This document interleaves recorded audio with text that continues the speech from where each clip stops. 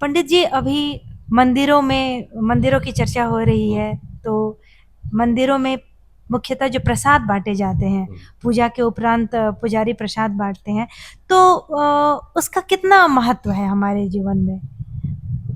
देखिए, प्रसाद एक आवश्यक वस्तु है। जी। अगर आप किसी भी यज्ञ में जाते हो, गुरुद्वारे में जाते हो, तो भंडारा का भी बहुत महत्व है। भंडारे का महत्व है, जी। प्रसाद का महत्व है। जी। और हमारे धर्म शास्त्रों में आया है कि किसी भी अनुष्ठान, पूजा, यहाँ तक कि सत्यनारायण व्रत कथा में भी आप जा रहे हो तो पूजो प्राण प्रसाद ग्रहण करके ही वहां से प्रस्थान जी। जी। जी। प्रसाद में 3 अक्षर है। प्रसाद में 3 अक्षर है। पहला है प, दूसरा है स और तीसरा है द।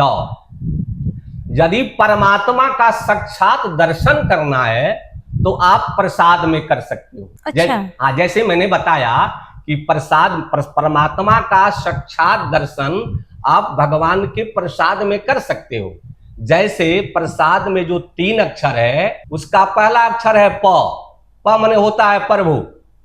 दूसरा अक्षर है स का अर्थ होता है साक्षात। और तीसरा उसका अक्षर है द, तो उसका अर्थ होता है दर्शन।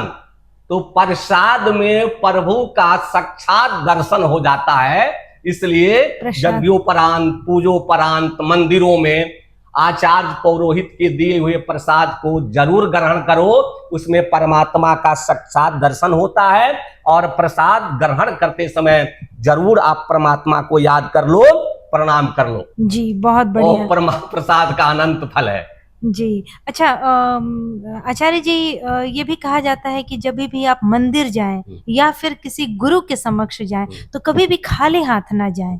इस पे आपकी क्या राय है? जैसे मैं आपके घर आया हूं जी। और मेरे पास थोड़ा प्रसाद था, जी। तो मैं आपके यहाँ प्रसाद लेके आया। बिल्कुल। गुरु को भी अपने शिष्य के घर खाली हाथ नहीं जाना चाहिए। अच्छा। केवल वो शिष्य के लिए ही कानून नहीं है। जी। जी। गुरु को भी अपने शिष्य के यहाँ खाली हाथ नहीं जाना चाहिए। और वैसे ही शिष्य को भी अपने गुरु के यहाँ खाली हाथ नहीं जाना चाहिए। क्योंकि आप परमात्मा के घर में भी जाते हो, मंदिरों में भी जाते हो, तो पत्रम पुष्पम तथैव च, पत्र पुष्प जो भी हो भगवान को अर्पित करो, उसमें अनंत फल प्राप्त होता है। और आपके घर गुरु आए और वो आपके लिए कुछ प्रसाद लेके आए तो उसमें भी साक्षात भगवान का दर्शन होता है। और अपने से बड़े गुरु के पास, भगवान के पास जाने के लिए भक्त को जरूर अपने साथ पत्रम पुष्प कुछ भी लेके जाना चाहिए। ऐसा प्रतीत होता है धर्मशास्त्रों में कि आप परिपूर्ण हो और ऐसे ही भगवान आपको आशीर्वाद देते रहे। इसी पूर्णता पूर्वक आप किसी भी व्यक्ति के गुरु और मंदिर में जाएं, उससे आपको अनंत फल प्राप्त होता है। जी, बहुत बहुत धन्यवाद।